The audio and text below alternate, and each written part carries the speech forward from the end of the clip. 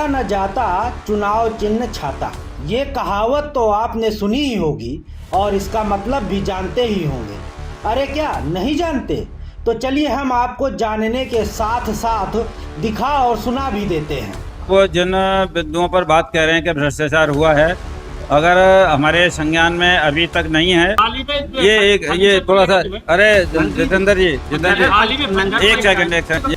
भाजपा सरकार के यूपी में 4.5 साल हो चुके हैं और एक बार फिर कमल खिलाने की जद्दोजहद में लगे हैं। इसी के चलते कैबिनेट मंत्री जीएस धर्मेश चुनाव चिन्ह कमल का फूल खिलाने पहुंचे महोबा।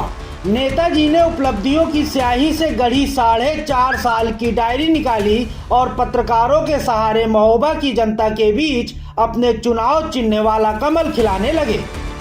कमल पूरा खिलने ही वाला था कि पत्रकारों ने 4.5 सालों के कार्यों की पोटली खोलनी शुरू कर दी।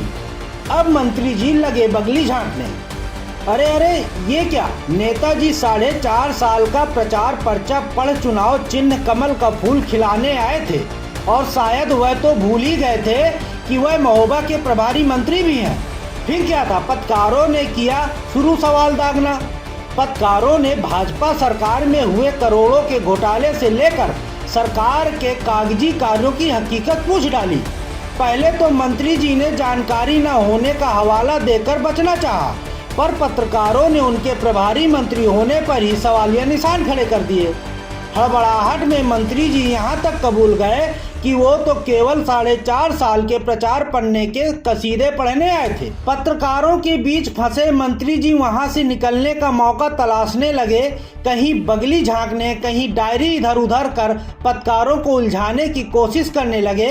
लेकिन पत्रकारों ने भी जैसे ठान ही लिया था कि नेताजी को हवा में कमल का फूल खिलाने नहीं देंगे।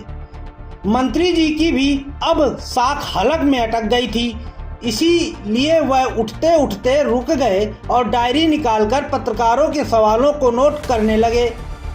उस पल तो ऐसा लगा कि मंत्री जी अभी अधिकारियों को फोन लगाएंगे और दोषियों पर गाज गिराएंगे, पर बीच में जिलाध्यक्ष कूद पड़े और मंत्री जी के कसीदे पढ़े। तब जाकर मंत्री जी में हिम्मत आई और पत्रकारों के सवालों को नकारते हुए पतली गली पकड़ ली और निकल लिए। ऐसे ही नेताओं के लिए शायद यह कहावत बनी है, आता न जाता चुनाव चिन्ह छाता। वॉइस ऑफ बुंदेलखंड के लिए ब्यूरो रिपोर्ट। आप जिन बिंदुओं पर बात कह रहे हैं कि भ्रष्टाचार हुआ है, अगर हमारे संज्ञान में अभी तक नहीं है, अगर इस तरह का कोई भ्रष्टाचार है तो हम इसको देख लेते हैं। और जिला दर्ज हुआ है आपके संज्ञान में, आप जिले के प्रभारी मंत्री? नहीं, ये लोग कोई हर चीज को, मैंने तो जो काम हुए हैं उन पर बिंदु डाला है। अगर इस तरह की कहीं कोई बात है तो आप बताइए, उस पर कार्रवाई होगी। ये थोड़ा सा, अरे जितेंद्र जी एक सेकंड। ये आपने क्या बोला? एक मिनट, आप ये दोबारा बता दीजिए जरा, क्या कहाँ का भ्रष्टाचार की बात कर रहे हैं आप? बिजली विभाग की? कहाँ की? बिजली विभाग की घोटाला 20 करोड़ का, डूडा विभाग का 1.25 करोड़ घोटाला हाल ही में चल रहा है, ग्राम पंचायत में नीचे जा रहा है। 1.25 करोड़ का डूडा में किस तरह घोटाला है?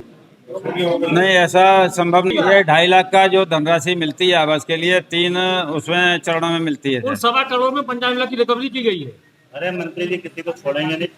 अब तक ग्राम पंचायतों पे